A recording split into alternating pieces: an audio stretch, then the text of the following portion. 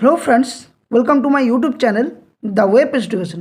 So friends, এই মুহূর্তে একটা গুরুত্বপূর্ণ ব্রেকিং নিউজ, সেটা হচ্ছে আপনাদের জন্য যে কলকাতা হাইকোর্টে রোপা 2009 অনুসারে বা অনুযায়ী যে ডিএ মামলার ব্যাপারে, সেটা কিন্তু কলকাতা হাইকোর্টে আজকে মামলা ছিল এবং সেই মামলার শুনানি ছিল। তো মামলার পুঙ্খানুপুঙ্খ ব্যাখ্যা এই ভিডিওর মধ্যে দিয়ে আপনার সামনে তুলে ধরার চেষ্টা করব। সেখানে এইচআর নিয়ে কী কী তথ্য উঠে আসছে, কেন্দ্র ও রাজ্য সরকারের যে ডিএ গ্যাপ, সেই গ্যাপের তথ্য নিয়ে কী বলা রয়েছে, বিচারপতিরা এবার কী কী মন্তব্য করলেন, কত নম্বর মামলা ছিল আজকে, এবং এই মামলার যে সমস্ত গুরুত্বপূর্ণ তথ্যগুলো আইনজীবীরা তুলে ধরার চেষ্টা করেছেন, সেটা নিয়ে বিচারপতিরা এবার কতটা যুক্তিগ্রাহ্য সহকারে ব্যাপারটা দেখছেন, সমস্ত বিষয় আপনার সামনে তুলে ধরার চেষ্টা করব ভিডিওর মধ্যে দিয়ে। তো সকলে ভিডিওটা শেষ পর্যন্ত দেখবেন, কেউ স্কিপ না করে। আর যারা ভিডিওটা দেখছেন অবশ্যই ভিডিওটি লাইক করবেন, বাকির সাথে শেয়ার করবেন। আর যারা চ্যানেলে নতুন আছেন অবশ্যই বলবো চ্যানেলটি সাবস্ক্রাইব করে পাশে থাকা বেল নোটিফিকেশন করবেন, এই ধরনের গুরুত্বপূর্ণ নিউজ, কেস আপডেট, নোটিফিকেশান সংক্রান্ত তথ্য পাওয়ার জন্য।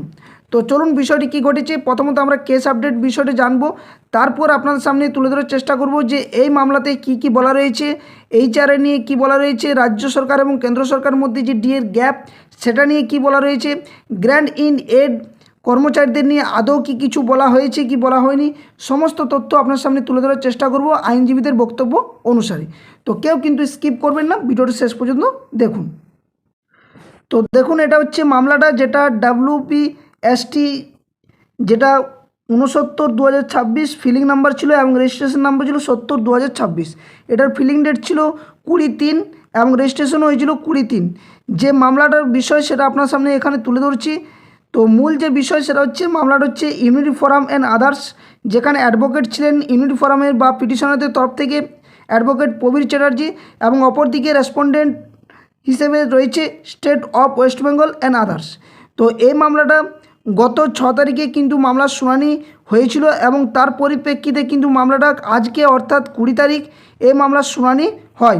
অনারেবল জাস্টিস মধুরেশ প্রসাদ এবং অনারেবল জাস্টিস প্রসেনজিৎ বিশ্বাসের ডিভিশন বেঞ্চে ডেলি লিস্ট হিসেবে। তো আমরা প্রথমত ডেলি লিস্টে জানবো যে কত নম্বর লিস্টে শুনানি হয়েছিল, মামলার যে ক্যাবিনেট যে লিস্ট বা যে কজ লিস্ট, সমস্ত তথ্যটা প্রথমে শেয়ার করছি, তারপরে এই মামলার মধ্য দিয়ে কী কী বলা রয়েছিল তার সম্পূর্ণ তথ্যগুলো এক এক করে আপনার সামনে তুলে ধরব। তো দেখুন, আমরা কলকাতা হাইকোর্টের অ্যাপিলেটেড সাইডে চলে এসেছি।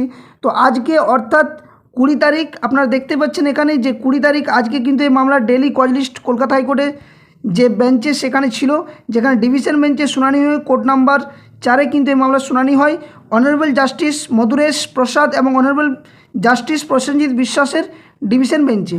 তো আমরা যদি ডেলি কজ লিস্টেডে নিচের দিকে স্ক্রল করি তাহলে দেখতে পাবো এখানে যে সিরিয়াল নাম্বার 2, অর্থাৎ আপনারা দেখতে পাচ্ছেন এখানে যে সিরিয়াল নাম্বার 2-এ কিন্তু এই মামলার শুনানি ছিল, যেখানে unity forum and others versus state of West Bengal and others মামলা, যেখানে অ্যাডভোকেট হিসেবে ইউনিটি ফোরামের তরফ থেকে বা পিটিশনারদের তরফ থেকে ছিলেন প্রবীর চ্যাটার্জি মহাশয়।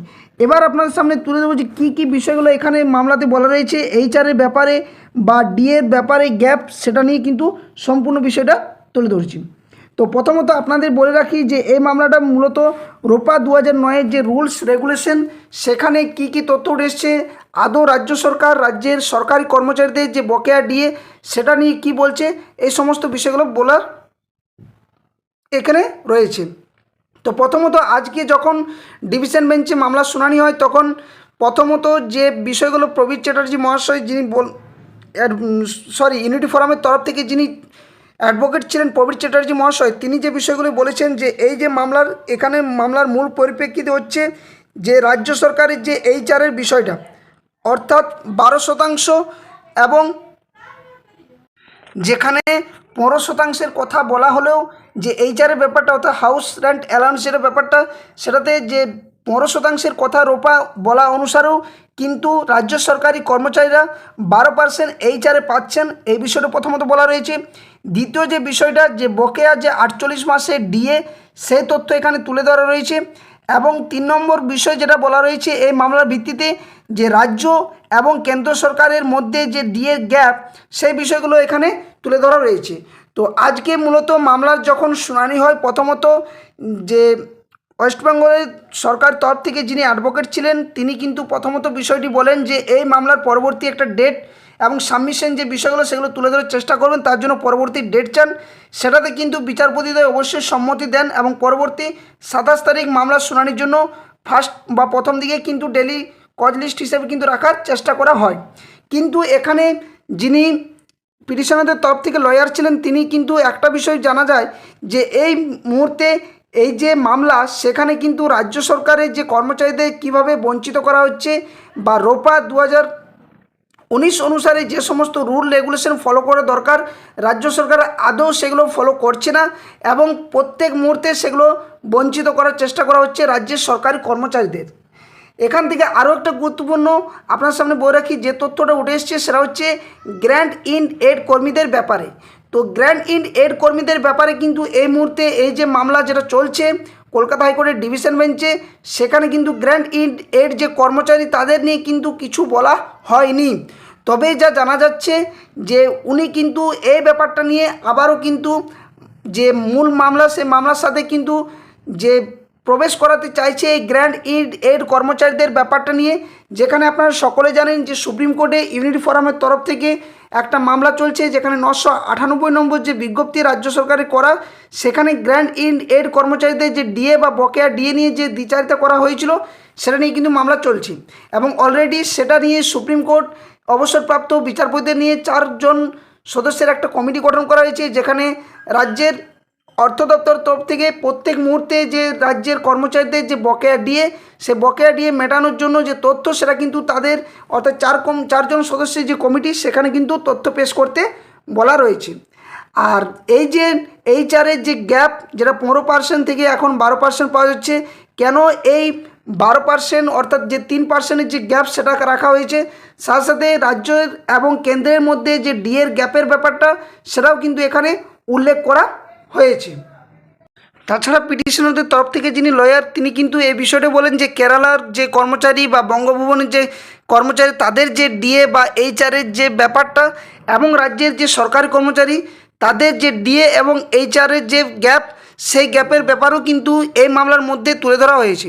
অর্থাৎ বিভিন্নভাবে যে রোপা 2019-এ যে রাজ্যের সরকারি কর্মচারীদের যে মানে বাদ দেওয়া হয়েছে বা তাদের যে ন্যায্য অধিকার সেটা থেকে বঞ্চিত করা হয়েছে, সে বিষয়ে কিন্তু আজকে মামলাটা চলছিল। তো অবশ্যই পরবর্তী যে ডেট সেটা কিন্তু ঘোষণা করা হয়েছে আগামী 27 তারিখে। আপনারা এখানে দেখতে পাবেন বিষয়টা, সেটা হচ্ছে এই যে আজকের অর্ডার কপি, সেখানে বলা রয়েছে affidavit of service filed behalf of the petitioner is taken record, এটা কিন্তু রেকর্ড হিসেবে কিন্তু বলা রয়েছে। সাথে সাথে as prayed by the learned advocate for the petitioner the matter is adjourned to be taken up on 27 April 2026 under the appropriate heading. এবং সমস্ত সঠিক তথ্য এবং যে বকেয়া ডিএ বা এইচআরের যে ব্যাপারটা বা বঙ্গভবন বা কেরালার যে কর্মচারীরা তাদের যে সমস্ত রোপা 2000 আপ টু ডেট পর্যন্ত যে সমস্ত সুযোগ সুবিধাগুলো পেয়ে যাচ্ছে, সেটা রাজ্য সরকার রাজ্যের সরকারি কর্মচারীদের জন্য কতটা ফলপ্রসূভাবে দিচ্ছেন বা আদৌ দিচ্ছে কি না, সেই ব্যাপারে কিন্তু প্রশ্নগুলো তোলা হবে। এবং পরবর্তী দিনে কিন্তু মনে করা হচ্ছে যে গ্র্যান্ট ইন এড যে সমস্ত কর্মচারী রয়েছেন, তাদের ব্যাপারটা নিয়েও কিন্তু প্রশ্ন তোলা হতে পারে। যদিও আজকে অ্যাডভোকেট মহাশয় কিন্তু এটা বলেন যে এই ব্যাপারে কিন্তু তাদের যে বিষয়ে যে অ্যাপিল করা হয়েছে, সেখানে কিন্তু কোনো উল্লেখ করা নেই কেসের মধ্যে। তবে তারা এই মামলাটাও, এই ব্যাপারটাও কিন্তু প্রবেশ করানোর চেষ্টা করছে এই মামলার সাথে। তো পরবর্তী কোনো যদি আপডেট আসে অবশ্যই আপনার সামনে শেয়ার করব। এই মুহূর্তে এইটুকুই বলা যায় যে আজকে কিন্তু মামলার ঠিকভাবে শুনানি হয়নি। তবে হ্যাঁ, মামলার মধ্যে যেটুকু বিষয়গুলো আপনাদের সামনে তুলে ধরার ছিল, সেটা হচ্ছে এই মামলার মধ্যে কি কি বিষয় রয়েছে বা এই মামলাটা কতটা গুরুত্বপূর্ণ, সেটা কিন্তু আগামী দিনে কিন্তু অবশ্যই নির্ভর করবে। কারণ যেহেতু মামলাটা ডিভিশন বেঞ্চে কলকাতা হাইকোর্টের শুনানি চলছে, এটা কিন্তু সুপ্রিম কোর্ট পর্যন্ত গড়াতে পারে। যেহেতু রাজ্য সরকারি কর্মচারীদের যে রোপা 2009 অর্থাৎ 2019 অনুসারে যে বিভিন্ন গ্যাপ বা ফারাকগুলো দেখা যাচ্ছে কেন্দ্র সরকারের সাথে, এবং যেভাবে রাজ্যের সরকারি কর্মচারীদের বঞ্চিত করা হচ্ছে, সেই তথ্যগুলো কিন্তু অবশ্যই একটা গুরুত্বপূর্ণ বিষয়, যার পরিপ্রেক্ষিতে এই মামলাটা চলছে। তো অবশ্যই পরবর্তী আপডেট আপনার সামনে এলে 27 তারিখ অবশ্যই শেয়ার করব। এবং আরও অর্ডার কপির মধ্যে কী কী তথ্য উঠে আসছে বা এই মামলা সংক্রান্ত কী কী আপডেট আসছে, যদি কোনো আপডেট আসে আপনার সাথে সঠিক সময়ে সঠিকভাবে তুলে ধরার চেষ্টা করব। তো সকলেই ভিডিওটি যারা শেষ পর্যন্ত দেখলেন অবশ্যই তাদেরকে অসংখ্য ধন্যবাদ। আপনারা ভিডিওটি লাইক শেয়ার করুন। আর যারা চ্যানেল নতুন ভিউয়ার্স রয়েছেন এই ধরনের গুরুত্বপূর্ণ নিউজ কেস আপডেট নোটিফিকেশান সংক্রান্ত তথ্য পাওয়ার জন্য অবশ্যই চ্যানেলটি সাবস্ক্রাইব করে পাশে থাকা বেল নোটিফিকেশন করবেন। সাথে সাথে ভিডিও ডেসক্রিপশন বক্সে অফিসিয়াল যে Telegram channel link, official Facebook পেজের লিঙ্ক দেওয়া রয়েছে, সেখানে অবশ্যই আপনারা যুক্ত হয়ে যাবেন। তো ভিডিওটা এখানেই শেষ করছি। সকলে সুস্থ থাকুন, ভালো থাকুন, ধন্যবাদ, জয় হিন্দ।